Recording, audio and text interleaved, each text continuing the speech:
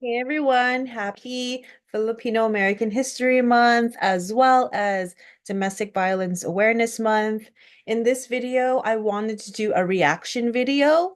So I just want to preface by saying that I am an ex-member of Iglesia Ni Cristo. I was born and raised in it.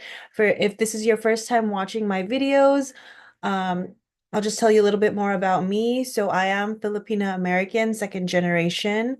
And I do have a master's degree in education with a concentration in counseling from San Diego State University. And I'm currently um, studying to get my associate clinical counseling license so that I can work with clients who have mental illness. So in this video, in honor of Domestic Violence Awareness Month, I wanted to do a video where we learn a little bit more about how religions like the Iglesia Ni Cristo can exhibit DV behavior and can promote domestic violence behavior. Um, so domestic family violence, it not only encompasses physical abuse or verbal abuse or spiritual abuse, but it can also look like intimidation. It could look like threats. It could look like coercive control, which is a little bit more sneaky and insidious. It's more insidious because you can't physically, like with your eye, like you can't see it like you can with physical violence. Coercive control, which is a very manipulative type of control. It's more I call it insidious because it's a little sneaky. But in this video, which is a video of it's a documentary that was filmed by a um Canadian news channel. They did do a documentary about the Iglesia Ni Cristo, and now we're just going to watch a little bit about um, what their experience was like when they did try to film a documentary about the church. So we'll go ahead and we'll watch that. I'll do my reaction, and then I'll give a little bit of a comment of my opinion through a therapeutic lens. Known by its acronym INC, the church has more than 80 congregations in Canada, and a visit to Toronto by its spiritual leader draws a crowd. Having a worship service. That's why we don't want you here. But clearly, the crew from the Fifth Estate is not welcomed. What's your leader hiding from? There's nothing to hide. And the banners aren't only to welcome INC's leader, but also to keep us from getting a picture of him. For over a century, INC has been run by one family, but not without controversy. Some former members allege church funds are being used improperly. They would segregate some of the cash, a good amount of the cash. Church members have been accused of intimidation and worse. If you had stayed in the Philippines, would we be talking today? I wouldn't be alive here. They really needed to silence me. The Canadian government granted a former member refugee status, finding the INC has, quote, the means and the motivation to seriously harm or kill him. The INC denies all wrongdoing, calling the allegations scandalous, outrageous, and untrue. There are two cards. There's the black card and the hump. Let's gear up. Over the course of its investigation, the Fifth Estate encountered intimidation of its own. Host Bob McEwen and producer Timothy Sawa worked on the story. Okay, Tim, let's start with the idea. I mean, you and I have worked on a number of stories together. Yeah. Getting accountability in a story is never a particularly pleasant experience if someone doesn't want to talk to you. Yeah. But what was unique about what you encountered on this story? I can say this is the first time we've ever had to ask the police for help in all my years of doing this.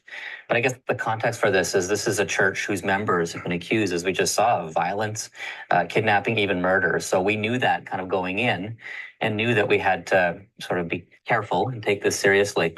And the day we were in Toronto, when we heard the leader was going to be in town from the Philippines, they were, as you saw, they had penned us in with signs. They shone flashlights in our lenses. They were filming us the entire time. It was quite intimidating. But afterwards, when we tried to leave, that's when it got more serious. They followed us in multiple vehicles, and there was on more than one occasion, they were sort of drifting us off the road. And that's when we realized this was more serious than we wanted it to be. And we actually stopped and asked the police for help. I mean, Bob, you've had a long career both at CBC and in the States. Put us some context here in terms of the things that you've experienced. Where does this rank? Well, wars, of course. You know, you go to a war zone, and I think I've been to something like 15 of them, and you expect to be tense all the time. You expect to be under physical threat all the time. That's not what this was. Most stories, many stories that we do, there is a psychological or emotional tension either on our part or the part of the people we're dealing with. This was different from that. This was a case of them wanting to physically intimidate us in a way that I don't think I've experienced before. So let's get another look at some of what you're talking about. This happened in Sacramento, I believe. Let's take a look.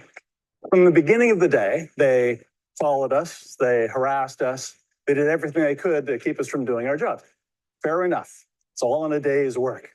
But then we got back to our vehicle afterwards. All of our tires were slashed. You can see where the knife went in here. Look at this one. This one's totally deflated because it's been slashed. Not even to pretend that I would be cool as a cucumber. If I came back to our vehicle, tires slashed, what was your reaction in that moment? I think we were both somewhat relieved that we hadn't gone to the Philippines, where this church has its headquarters and where many of the allegations against its members are being laid, because it might, our first initial reaction was that might not just have been our tires. And I mean, let's be honest, we were talking about a huge SUV. Yep. These are big tires. This is not just a pinprick, right? We calculated they're worth about $1,000 a piece, and the hole, literally, my fist could have gone into the hole that was gouged in each of them. So here's what people may not know about what it's like, you know, on the road, as we say, as you go in a crew. I mean, you have tremendous experience, Bob, but so do you, Timothy. And the producer is, in effect, in a charge of the shoot on the road. Mm-hmm. So these things are happening. It's your job to manage the crew's safety. That's right. What was this like for you?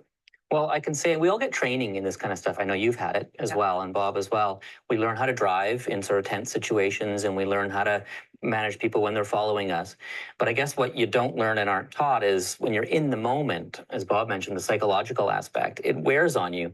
And I think the main thing I made sure I was doing was just checking in with people.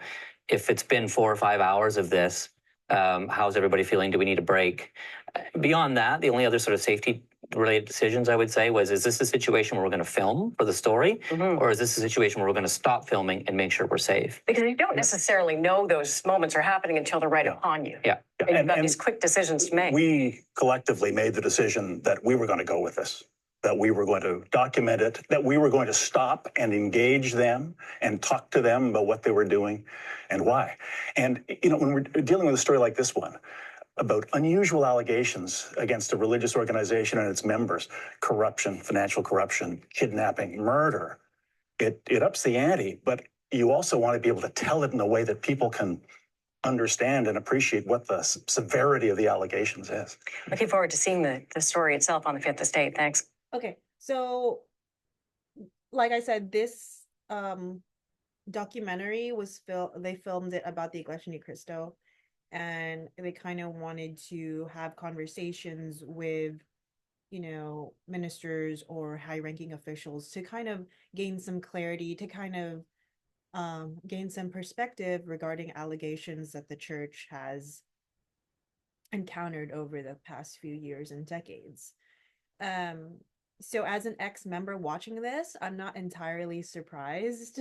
And also as a woman that has studied domestic family violence, I'm also not surprised that this type of behavior is being exhibited by some of the members of the Iglesia Ni Cristo. Now, I just want to say that not all members of the Iglesia Ni Cristo exhibit this behavior, but the church itself and what it represents, it kind of speaks for itself, especially when you see the slashing of the tires. Now, is that just coincidence that these reporters that were trying to have a conversation, maybe open some dialogue regarding the the negative aspects of the church and the type of behavior that, like I'm not even going to say what some of the allegations were, because it's just so horrendous and horrific that I was even associated with that type of behavior, and I grew up in that environment. So that promoted that, and that did not call it out for what it was.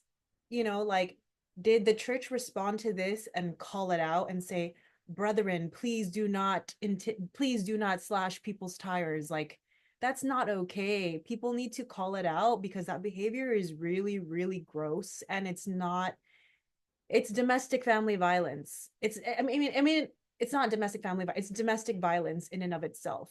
It's abuse. um if the church didn't want to talk to the reporters, they could have just kindly said, like, please leave us alone. You didn't have to resort to violence. People don't have to resort to violence. And this is just an example of what domestic violence looks like in a church.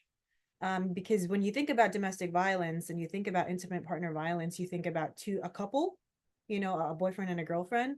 But DV can look like this, and domestic violence can look like threats, intimidation, coercive control. And when you have a system like the church administration, which is very powerful, it's a powerful system if you think about it. And that type of power can be very, very, very like that. It can be very insidious and harmful, um, because things like this can happen, and I just wanted to kind of shed light on it and to give space for it, a discussion and dialogue like this to address these things, especially family members who are raising their children in this type of environment. Like, as an educator and as someone that has worked as a preschool teacher, and that has someone that has a bachelor's in child development, like, raising your children in a type of environment like this is really harmful to their mental health, and it can really cause them to turn a blind eye to the truth of what is happening. And if your child wants to leave the Iglesia Ni Cristo, I highly recommend that you watch this video so that you kind of have an understanding of what, like, do you want your child to grow up in this type of negative environment where the church is connected to these really heinous accusations of some? I'm not even going to mention some of what it's like a child growing up in a domestic violence relationship, and then it's just so it's just not a type of system I would want to raise my children in. That's just my personal opinion. I would want to raise my child in a religion that's not associated with this type of behavior. But anyway, that's my personal opinion. You can disagree with me, but I'm just trying to shed light on what domestic violence can look like in a church or in a high control religion. All right, guys, if you have any reactions to this video or to any other videos that you've seen regarding this church, please feel free to leave a comment below. And like I said, happy Filipino American History Month and Domestic Violence Awareness Month. Bye.